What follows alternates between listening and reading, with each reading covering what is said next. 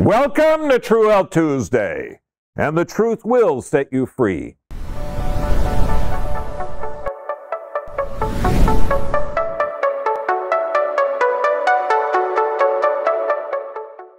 Okay, if you've noticed, has anyone noticed that there is a censorship issue in America?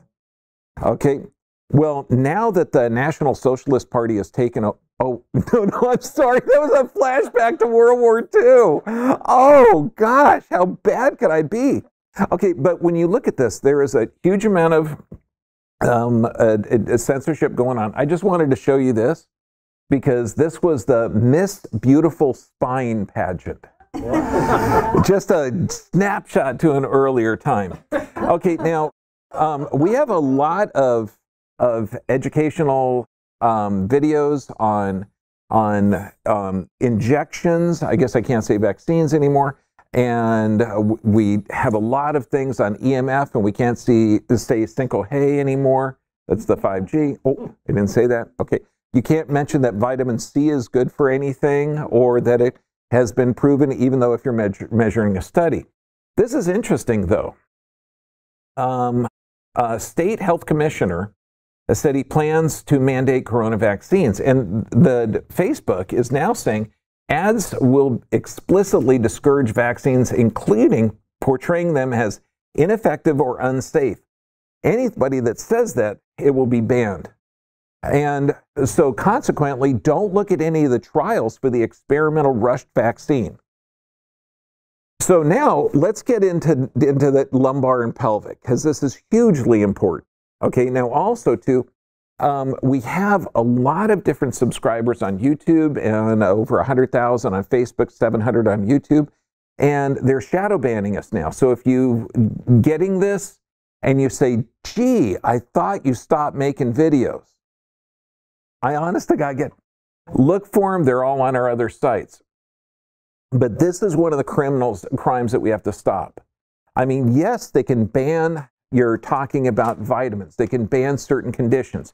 They can ban you discussing forced medical procedures because the First Amendment isn't really important. But this is a freaking crime. Okay, this is one of our patients. What you're looking at here, that side view of the low back, is a reversal of the curve that they fused it in. First, they went in and put some bolts, and that still caused pain. Then they put a longer bolt in and replaced all of the discs. Those are all completely fake discs in there. Now, it caused so much pain that they took the bolts out of the middle, so they only have a bolted section on the top and a bolted section on the bottom. And surprisingly, the patient is still hurting. So what we did, now by removing the parts, because they actually remove parts of the bone in order to stick in some of the bolts, it's called a laminectomy. And some of the structures in there control muscle tone, they control communication of the brain. One of the things that we have to do with understanding how the body works is to prevent travesties like this. And this was not an accident. Okay, he wasn't paralyzed or anything. Okay, it was discomfort and pain. And they said, look, you got some damage, let's fix it. So when we're looking at this, and we have to prevent that, and this is looking at the difference of a lumbar problem or disc injuries and the pelvis. This is the most commonly missed thing. But look at how beautiful your structure is. You've got a central nervous system that's completely encased in bone. You got this brain and spinal cord, but it's got to be strong and flexible. You know, strong and flexible. That's not easy. Now, if you're looking at a pelvis, and you know how you can tell, I'm going to tell you how to tell a male from a female. This is a male pelvis. No, there's nothing there. But you got to think martini glass for male, margarita glass for female. So you can tell pretty easy. Okay, so that's kind of cool. But the way this is designed is amazing. There's no muscle that actually crosses the back half of this joint. So it's nearly a perfect joint. The problem is when you're sitting on this joint, you're sitting on this butt bone here, the ischial tube, and that can destabilize it. That's why sitting is a challenge. But imagine a structure that's so good and so stable with all those ligaments up there that you don't even need a muscle that crosses the back half. The problem is when you have a dysfunction here, half of the parasympathetic nervous system is located in the sacrum. And it's not called a tailbone, okay? You don't have tails. I know. A person in the back just goes, oh my gosh, he's a creationist. No, this is a sacrum. This is your species, okay? And they called it the sacrum because it's a three-sided bone. They thought Father, Son, Holy Ghost. And they wanted to approve human dissection, so they found the case that held the soul. And the priest at the time said, yes, you could do human dissection, you just had to make sure the soul wasn't there. So they found the case that held the sacred case, and they said, yep, it's empty, you can start dissecting humans. I know, Trivia Pursuit, dude, have me on your team. Okay, so when you look at this, problems with the pelvis. Pelvis, you got the pelvic floor, so they're talking bowel and bladder control, sexual dysfunction. I mean, leg pain, knee pain, as the sciatic nerve goes right through there. The biggest problem is people looking at muscles. Now, when you look at this, you've got the three different glutes over here. Gluteus medius is the main hip stabilizer. But how many times have you heard, yeah, it's that tensor fascia lata, it's that TFL, or it's the psoas, or it's this, or it's that. Muscles don't react on their own. But what happens is, gluteus medius is one of the coolest muscles ever. It's actually one of the hip stabilizers. So if you stand here and lift up one leg, the opposite side has got to tighten up. So if you have any kind of pelvic dysfunction, any kind, that means you fell on it. Gymnastic, dancing, whatever. If you have this thing irritated, the muscles are going to tighten up to try and stabilize it. Now you only have one muscle that crosses the front, and that's the piriformis. So if you're looking at a muscle, you're looking in the wrong place. But also, when we look at this, patellar tracking, see those knees over there? You're going to see like a white shaded thing. That's the kneecap or patella. Is it in the middle or is it off to the side? It's off to the side. And you'll see abnormal patellar tracking has a causative factor of a lot of knee problems when the knee joints are fine. So when we look at piriformis syndrome, anytime you have somebody that says syndrome, imagine driving your car to a mechanic. Yes, you have carburetor syndrome. No problem? What do you mean it's fuel injected? Okay, whatever. Okay, so when you look at this, the piriformis, it's not a syndrome. Okay, any muscle that if you've got a chronic spasm of muscle, think that the body's intelligent.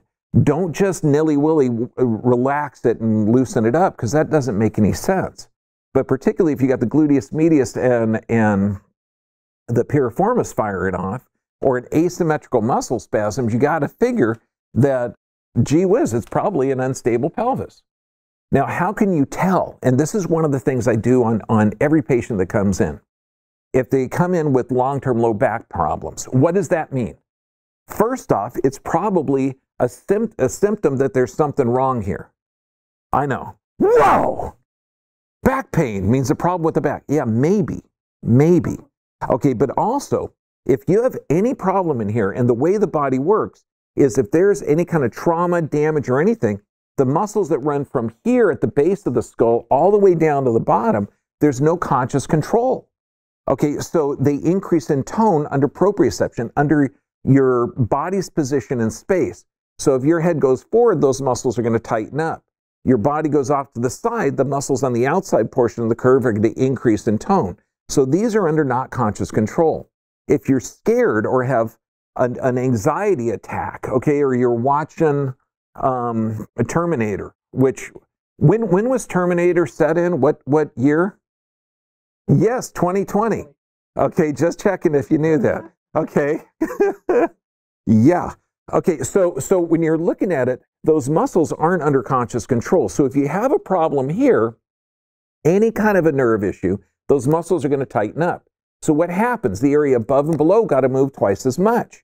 So if somebody comes in and they say, wow, I've had this back pain for 4 or 5 years, take your shoes off. Let me check your feet. Why? Because the nerves that supply the feet come out of the base there. And when you start to see a flattening of foot or distortion, that bunion there is not growing. It's the muscles around it that are atrophying. That's hugely important because that means the foot is flattening out, the distortion in there. So that's over 10 years of distortion in that foot. That means this person's had compromised nerve supply in that foot for at least 10 years based on that damage. It's not from the incredibly good-looking shoes. Okay?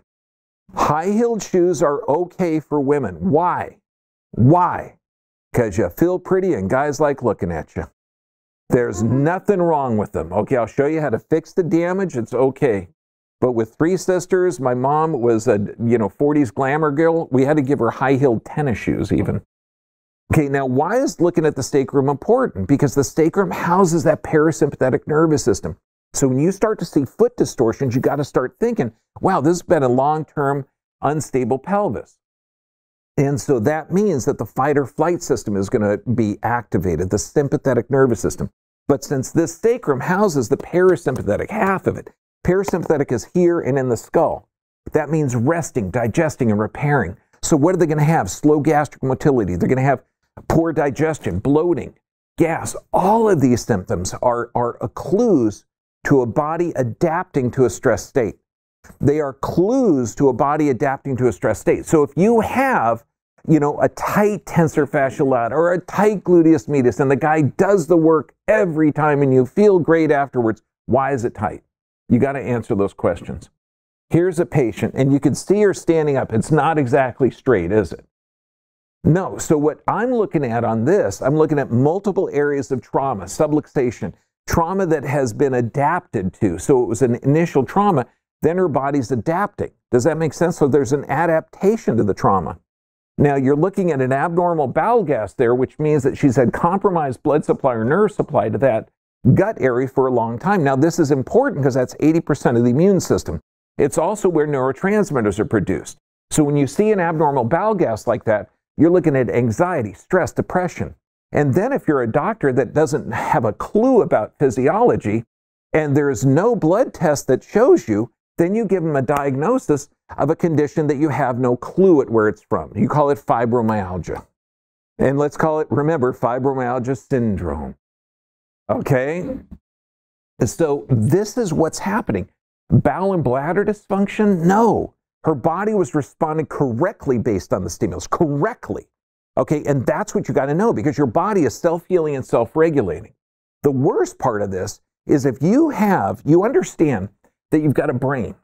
Okay, well, no, I'm not talking about politicians. Settle down. Jeez. Russians? Okay, so when you look at this, but she is right. Okay, the brain's up here. The frontal lobe, okay, is an anxiety, stress, impulse control. And this is schizophrenia. Everything is in the frontal lobe. You got a little brain in the back called the cerebellum. That little lines in there, that's called the arbor vitae, the tree of life. I mean, it's just brilliant. Now, any kind of movement that you have in the body stimulates or gets all of these sensors in here.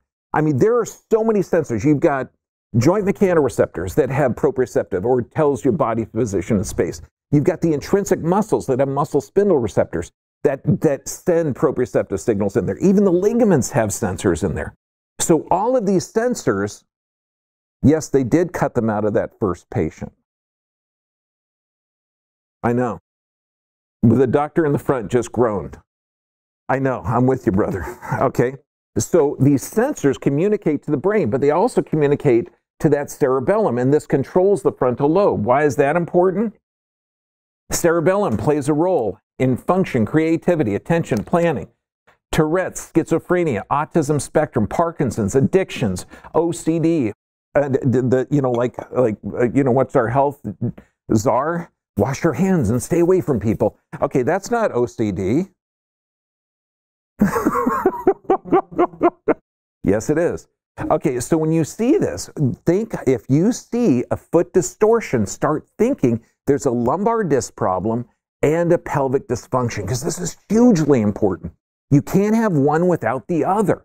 If you have just a lumbar disc injury, do you think that having that lumbar disc injury, knowing that the muscles are going to tighten up here, do you think the pelvis is going to be functioning perfect? No, it can't. It's an adaptation. It's an adaptation.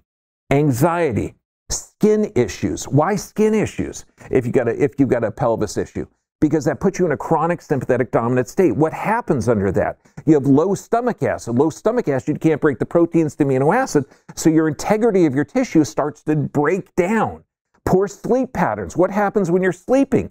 You regenerate your body. If you have sleep patterns interrupted, you're looking at chronic critical disease. This is a system failure. Now, discs, when you look at this, discs are incredibly tough. They have a horrible blood supply. Why? Because they're under such great force loading. I mean, if you take a human body and cut it from here up off, you're talking a disc about the size, a little bit bigger than a 50-cent piece. Now, that's going to have maybe 100, 200 pounds of force on it. If you step up a curb, it's going to be more. So blood vessels would be compromised in that. So the discs get their nutrients through movement. And what a disc is 80 interconnecting ligamentous rings of tissue. It is so tough. You can literally take a probe, pass it through bone pretty easy. You can't beat it in a disc with a hammer. Now, slipped, bulging, herniated, you might have heard all those terms, okay? Well, what happens is you can regenerate it. Now, here's a series of x-rays over about 3 years, and you'll see it's a side view of a low back looking at this, and you'll see, you know, very little space, like it's crushed and you can't even see it. Ignorant physicians that are working on a carburetor, ignorant physicians that are working on a syndrome, they'll say, it's bone on bone. Okay, no, it's not. Okay, for one thing, a rotation can distort it. That means if you have a spine and you're looking at this direction and you have a lateral bend in it, okay, you will not be able to see that disc space. So this is two things going on here. One, the disc is going to be regenerated, but think of this. Can you see a space in between my hands? Can you see a space in between my hands? No, it's there. Okay, but if you can magically look through this, you can actually see the base of the other one, and that's what we can do with the x-rays. Now, how come doctors don't see this? How come they don't know about this? What's the number one drug that you would get if you have pain? No, opiates. Opiates, that's a good one. Ibuprofen, okay, non-steroidal anti-inflammatory. Why not? Or Tylenol. Nobody knows what that is, but it has a similar effect, okay? It destroys the building block of cartilage. So if you have a protocol where pain drug, and the drug happens to destroy the building block of cartilage, you're not going to see a lot of disc regeneration. And so what we've got is a mechanical distortion of the spine. That means that this body has had a trauma. Okay, now imagine if you had a 12 to 15 pound head and you accelerated this body, this beautiful curve, from 0 to 50 miles an hour in about 200 feet. And then let's say you decelerated that from 50 miles an hour to 0 in 30 feet. And then you accelerated again and then decelerated.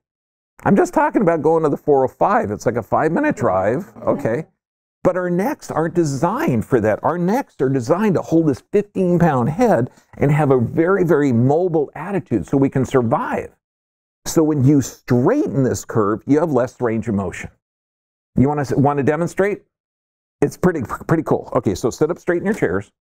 Okay, now put your head really far forward. Okay, as long as you don't have surgery, you can do it. Now, see how far you can turn it one side, how far you can turn it the other side. Okay, now reposition it. Get the chin up, curve back. Now turn it one side, turn it the other side. Oh my gosh, look at that. You can turn better. What does that mean? That means that we have joints set at a 30-degree angle in the cervical, 60-degree in the thoracic area, 90 degrees in the lumbar, and that if you put that curve back, you have better range of motion. Wow! Okay, so anyway, what happens is, for every 1-inch range of forward head carriage, the pressure on the discs double. Now, is the body smart or smart? Smart. Thank God. Glad somebody would get it right. Okay, so that means that the muscles back here are going to fire off like crazy to reposition it. And these are muscles that aren't under conscious control. The problem is, think of this, it takes 3 to 5 years to see a bone change on x-ray. So when you're looking at the first grade 1 arthritis in here, there's no change in the disc or the bone. You look at the second one, you're seeing a compression of that disc. Why? Because discs get their nutrients through movement. Movement. If you alter that movement after a trauma, that disc gets closer. And so what happens is the body builds these bone spurs to protect you, to stabilize an unstable segment. And how do we know that? The Managing Low Back Pain by Kirkcaldy and Willis, this is like a Bible, okay, when it comes to mechanical distortion. And when you're looking at biomechanics, they took cadaver bones and of young cadavers and old cadavers, put them under compression torsional testing, and they found the older ones were just as strong as the young ones. I do take offense to that. I think the old ones are stronger than the young ones, but I just have personal experience. Okay, so when you look at this, it's a trauma. It's called degenerative disc disease, even though it's not a disease, it's not degenerative, it's adaptive, and it's from a trauma. Now, this is one of the problems that people have had because it's misnamed. It was misnamed years ago, and it still is misnamed. It's called osteoarthritis. Arth means joint, itis means inflammation, but there's a non-inflammatory joint inflammation. Yes, let me say that back slower. It's a non-inflammatory joint condition that's in an inflammatory category. Now, let's see how accurate MRIs are, because what happens is, do you have a lot of doctors taking an x-ray, pre-x-ray, post-x-ray? They're going to look for fractures, tumors, or cysts. The problem is they're not looking for misalignments. They're not saying, wow, you have a 50% loss of curve in the neck and your head's forward about an inch, and we're starting to see advancing degeneration over C5, C6. We've got to get this man to the chiropractor stat. Okay. Don't smile. I guess someday that's going to happen. Okay. I know. No, here's an Advil. Okay, so when we look at this, we're looking at a reversal of the curve on an x-ray. We're looking at an MRI next to that. The problem is, how accurate is an MRI? How accurate? I mean, the picture looks really cool, doesn't it? The picture looks cool. I think it's amazing to see through the, I mean, I look at MRIs all the time. The problem is the position distorts the MRI. You're laying down generally for most of this. Now, you've got, and I'm going to put this in a normal configuration, you've got a lordosis in the cervical and lumbar. You've got a kyphosis here. Now, this is a person standing upright. Should be straight like this, should be curved like this. I don't know, let's lay him down. Bam, so now you got the head pushing up, the thoracic pushing up, and the pelvis pushing up. And then you're laying down, so now let's put a magnet around this at really, really high powerful magnet. And then it's going to face all the hydrogen ions in one direction, so then the computer can interpret it. Yes, I said the computer can interpret it. Now, inflammation can distort that interpretation, and body position can distort it.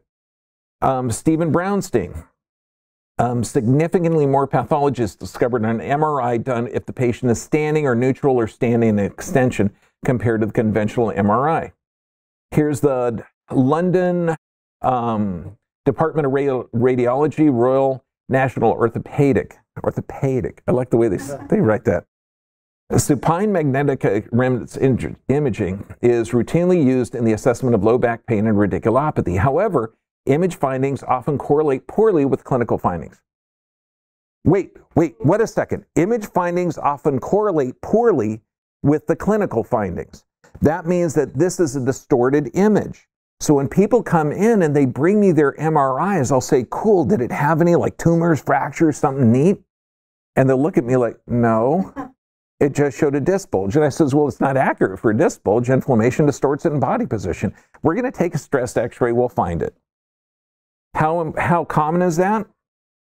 By far the #1 reason back surgeries are not effective and some patients experience continued pain after surgery is because the lesion that was operated on was not in fact the cause of the patient's pain. Was in fact not the cause of the patient's pain.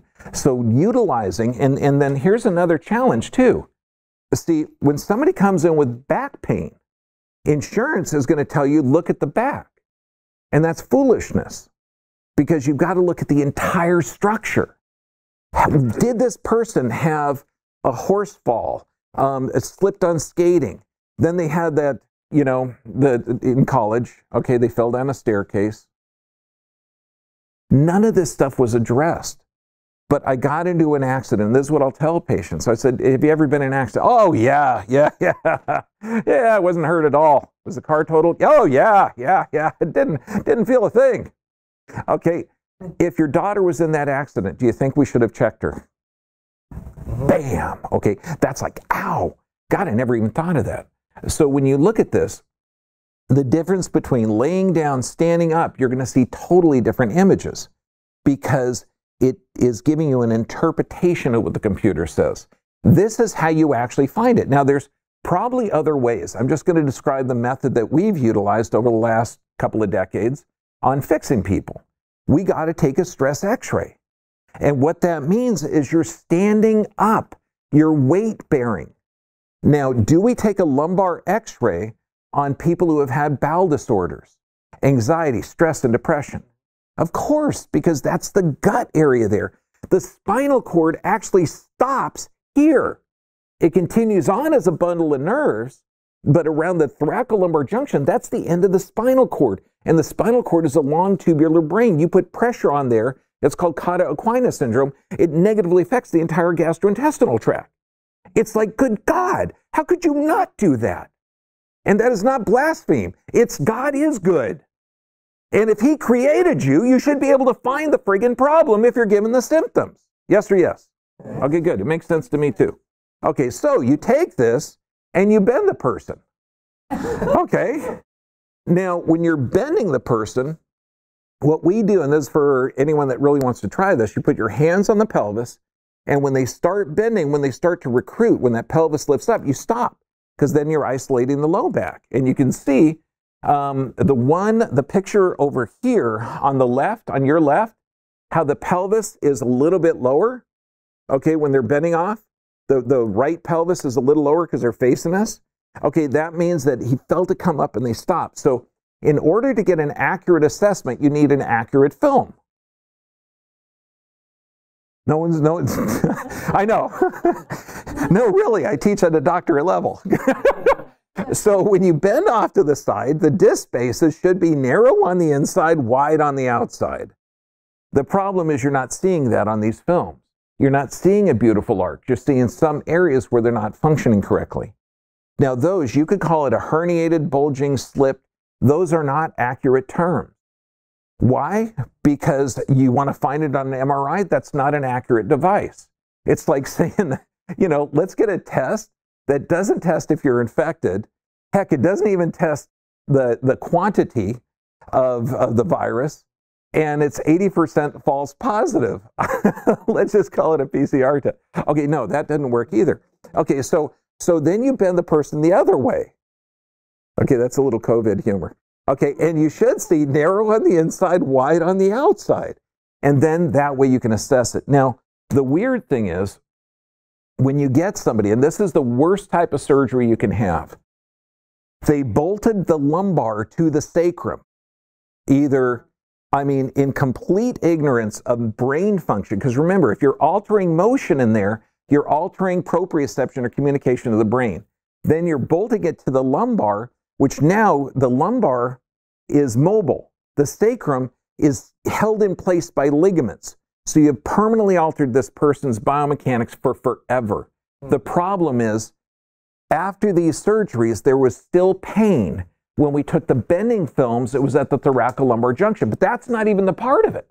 You're going to see that if a person has this rib cage laterally deviated, and you could try it just sitting in your chair, slide your thorax off to the side and feel where you feel it.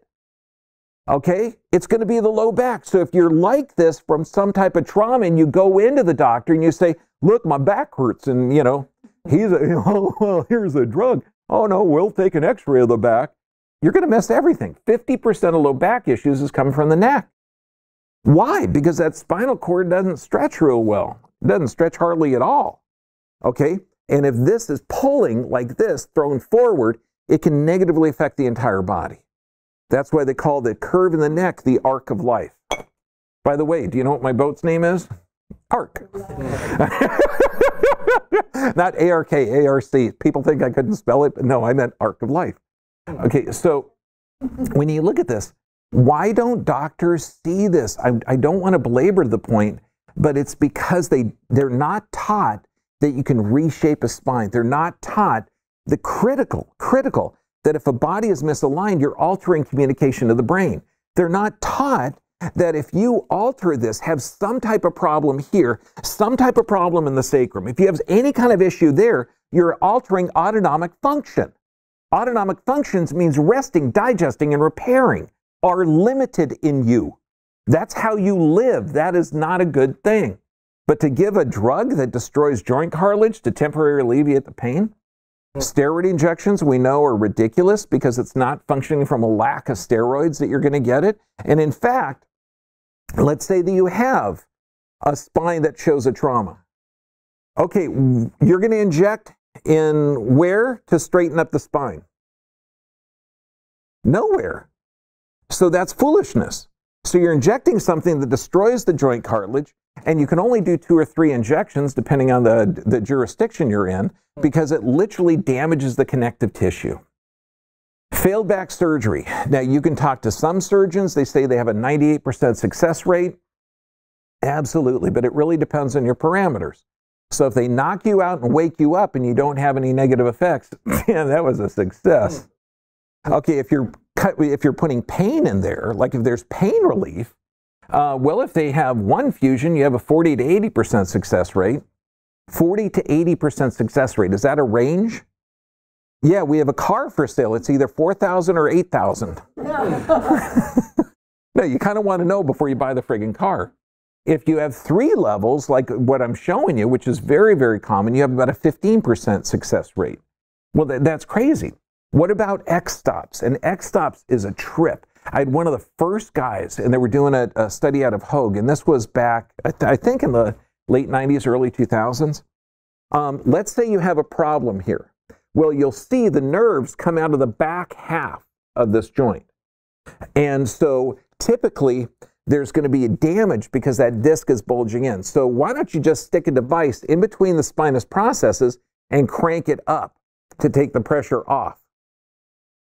Stop telling me that it's going to alter brain function. Yes, you're right. And it's not coming from the lack of that. So what happens is you get people that'll do an X-stop in a spine like this. Yes, this is one of our patients. Now, do you think that taking the pressure off of that junction of the sacrum and lumbar is dumb or dumber? Because what's happening 2 inches above that? You got a massive lateral deviation.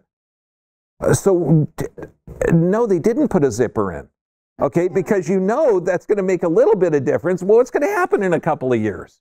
It's going to be mind-bogglingly stupid. X-stops, and they don't recommend it, blah, blah, blah. So now, let's get into how to correct this. So hopefully you got a distinction and how intricate and how complex and how important that lumbar and pelvic junction is.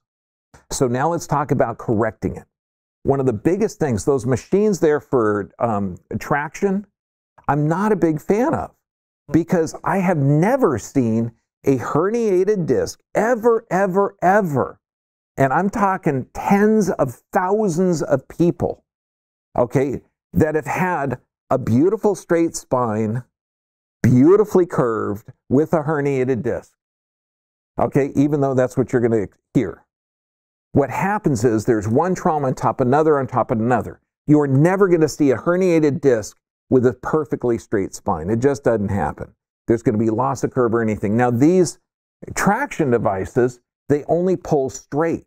So in order to correct this, you have to have a force loading in this direction, a force loading in this direction, a force loading in this direction, and a force loading in this direction. Okay, does that make sense?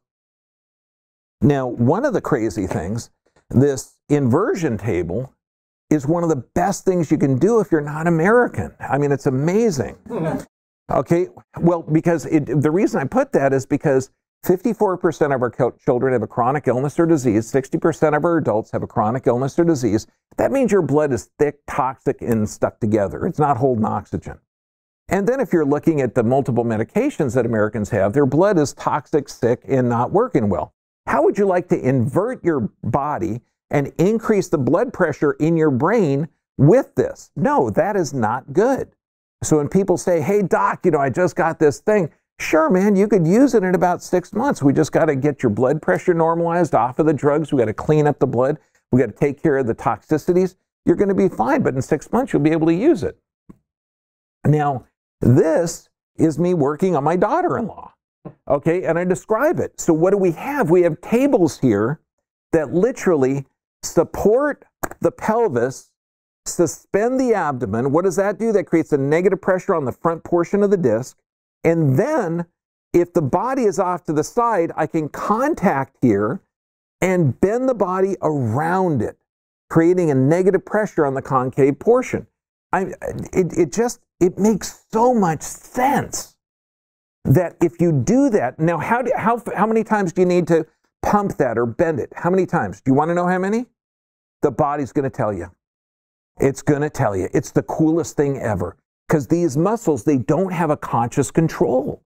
So once you decrease that pressure there, okay, you're actually going to see the body get corrected. It's amazing. How many times do you have to do it? Don't know. It totally depends on the human. What our protocols are, we do a pre and post x-ray at about 30 adjustments. Why? Because we're getting differences in proprioception, and I want to document that we're actually fixing the problem. Wouldn't that be nice? Okay, so let's do a poor man's traction. This is what you can do if you got friggin' agony. Now, one of the things that we do, we use a foam piece that's very, very tough. Okay, it's hard to compress. I'm pretty strong, and I'm squeezing it as hard as I can, and you can't really make it big of a dent. But this thing is placed, the bottom of the elbow is the bottom of this. So it's up high. The top would be at your bra strap. No, I don't wear one. I'm just using it as a female example, okay? So it's placed at the junction of the rib cage and low back. Okay, now imagine you have a chair with arms. I couldn't find on Shutterstock a chair with arms of a guy going like this, okay? So he's got a rocket-powered office chair. So just imagine if you're pushing down with the arms, just a little bit, just a pumping action. Remember, discs get their nutrients through what? Movement. Movement. Now, if you put this on your back, you're going to have a force loading going from the back to the front. And do not put it down here where the curve is. Do not put it down here at the lordosis. Do not put it there. Why? Because we want these muscles to work. What you're going to do is put it up here at the thoracolumbar junction, which is going to increase lordosis, and it also repositions the chest. Because you're never going to have a low back issue without some kind of thoracic or cervical component. I mean, it just makes sense. So if you push down, you're going to have a little bit of relief. You're going to have that pressure taken off. And then down and down and down, and you do that a few times, it's going to be a stopgap measure that you can help. This is the patient. Knee pain. And honestly, her knees are in great shape.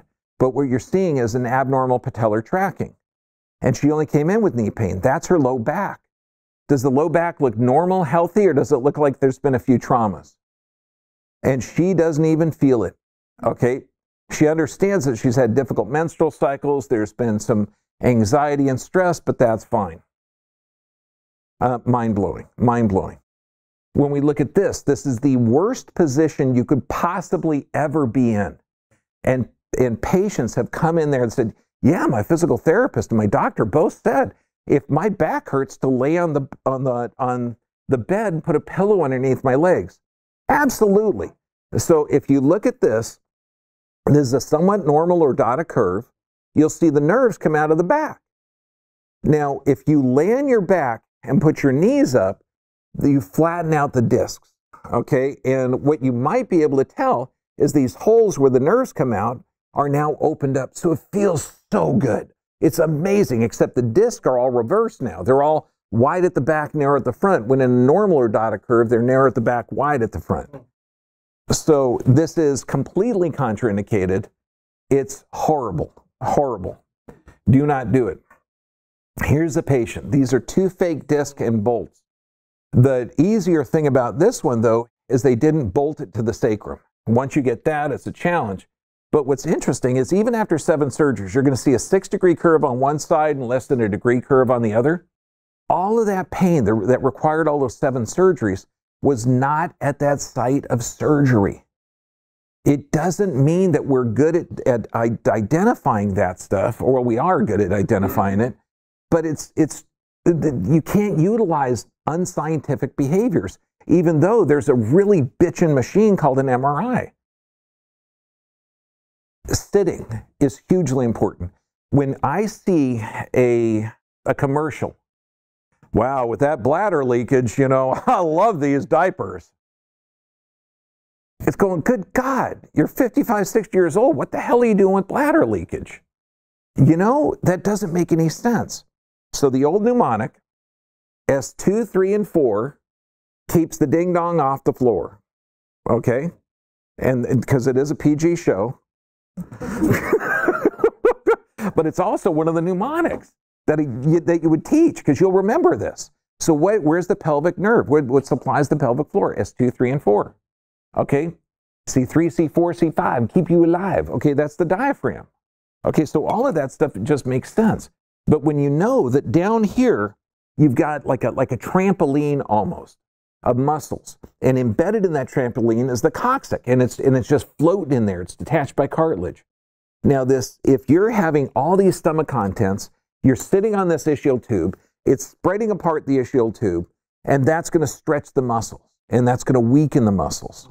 So once you stabilize the pelvis, you can start doing Kegel exercises, but I wouldn't recommend them until you get the pelvis stabilized, correct the disc injuries, correct the whole upper thoracic area, and then you're going to be okay.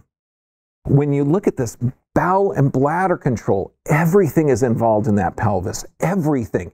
If you have a dysfunction of the pelvis, and you're going to think, I've got Alzheimer's because I'm going to repeat this. If you have a dysfunction of the pelvis is perfect. It means that there's a dysfunction of the lumbar, thoracic, cervical, or some type of past trauma. And so what do you got to fix? You got to find the problem and fix it. So many times we had patients come in and you know, I went to my other chiropractor and he popped it. Oh, God, I felt good, but by the time I got home, I was hurting like heck. Yeah, he's working in the wrong place. Okay, a pelvis is so much fun to adjust. It's really easy. You got a big bone here. You go like this, bam, pop. Everybody, you know, confetti comes down from the ceiling. We're happy. Except if it's hypermobile, if it's moving too much, you don't want to adjust it. Okay, you want to stabilize that pelvis. Now, when we look at this, incontinence, this is a crime. And there's a number of medications that cause it, number of medications. But you can have a problem at the thoracolumbar junction. You can have a problem here. You can have a problem where the entire spine is so distorted that it's pulling on this, causing a dysfunction. Endometriosis, pelvic dysfunction, difficult menstrual cycles, painful sex, all of that stuff. I mean, it's mind-blowing. The male and female Kegels, the way to describe it, now I wouldn't recommend you do this unless you have a good, healthy pelvis. Do you know why? Because it wouldn't work. It's like me putting a tourniquet on your arm and saying, okay, go to the gym, or no, let's put a mask on you and go ride your bike. No, I've seen that. Yeah, it's our world. So what you do is, and this is the greatest way to teach boys how to hold their urine when they're little kids. We're going to go water the tree. Okay? And the muscle you use to stop urine flow, okay, is the Kegel exercise. So you tighten it up and you hold it for about 5 seconds and then relax. Tighten it up, hold it for about 5 seconds and relax. This is not just going to give health to the pelvis, but this is something every pilot, truck driver, office worker should be doing. It's vitally important. Again, patient here, 48-year-old gal. Sexual dysfunction, pain when sitting, bladder problems. And what happens? You stabilize the pelvis. You got to stabilize the pelvis. And then you take care of the lumbar. Sometimes it may take a week. Sometimes if you have a surgery in there, that pelvis is always going to need to be stabilized. And what do you stabilize it with? How do you know? It's a trochanter support. Trochanter support is the simplest thing you can get. You can get it on, I think, Amazon, Mayer Distributing. Costs around $10. Okay? We give it to our patients. Why? Because we just want it stable. That's it. Because once the pelvis is stable, you're talking all of these autonomic functions can change for the positive. If you get somebody that you're adjusting that can't sleep, are they going to get better? No, they can't. If they have an unstable pelvis, are the adjustments in the low back going to help? No, it can't. None of that works. One of the ways you can tell if you do have an unstable pelvis is sit backwards in a chair like a cowgirl, or sit with your legs out really, really wide, just like your mom told you not to, because it would attract those type of guys. So then you could do little things like a water bottle, a rolled up towel, any of this stuff, but placed at the junction of the rib cage and low back. So typically at the bottom of the elbow is where the bottom of this goes.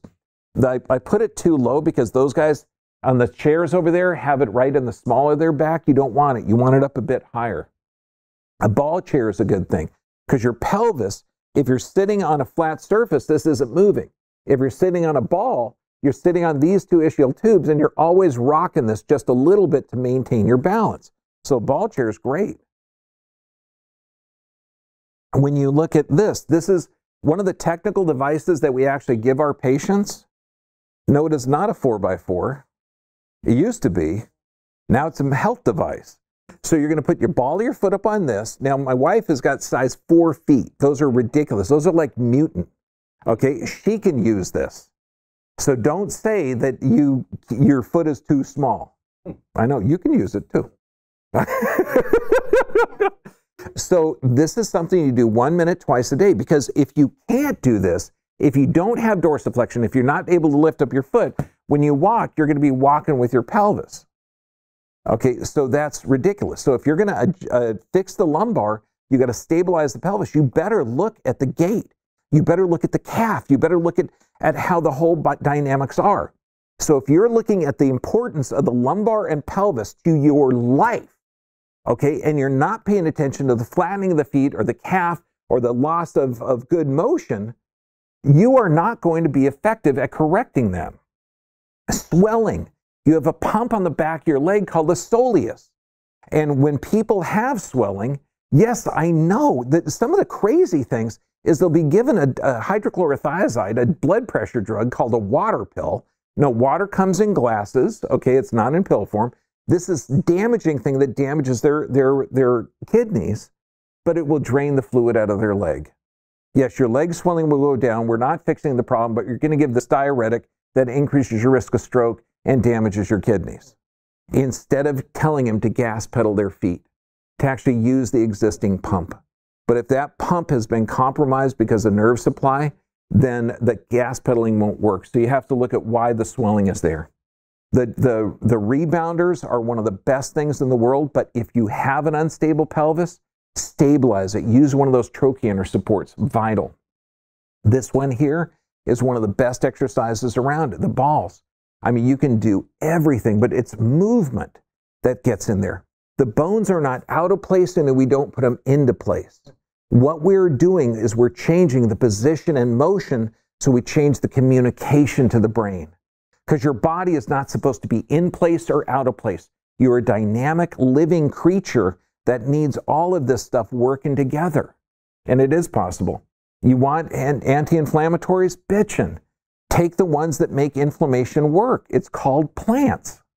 Okay, it's amazing. They have extra electrons. They stop any free radical formation. They make healing work. So this is one way to assess it. I'm open to any doctor that has a faster, better, more effective way on repositioning discs and regenerating.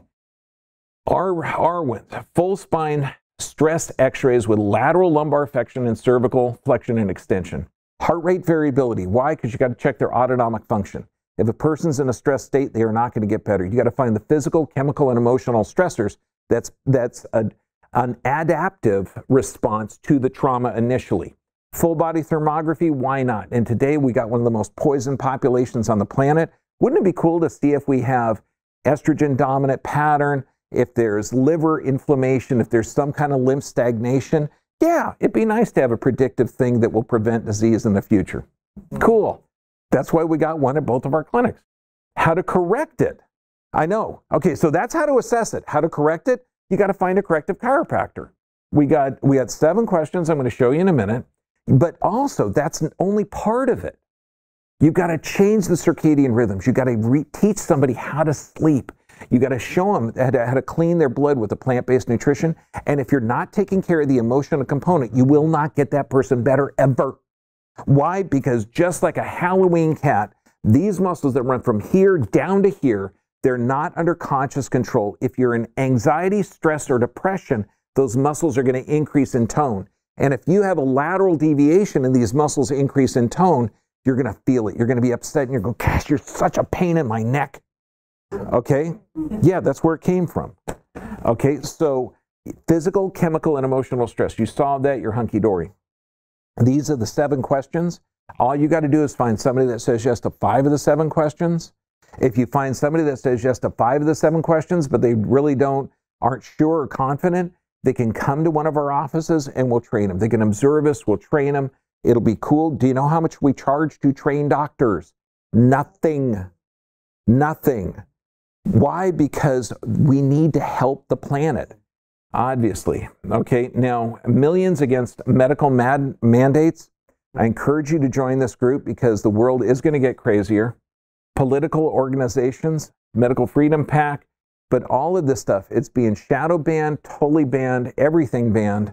We're getting it as much as we can. We're on BitChute, we're on Library, Extreme Health Academy, Dr. John Bergman. It's just with a massive amount of censorship, what we can do on these sites, we can talk about fight and cope and bites and all the other stuff. Okay? Does that make sense? Thank you very much. Thank you.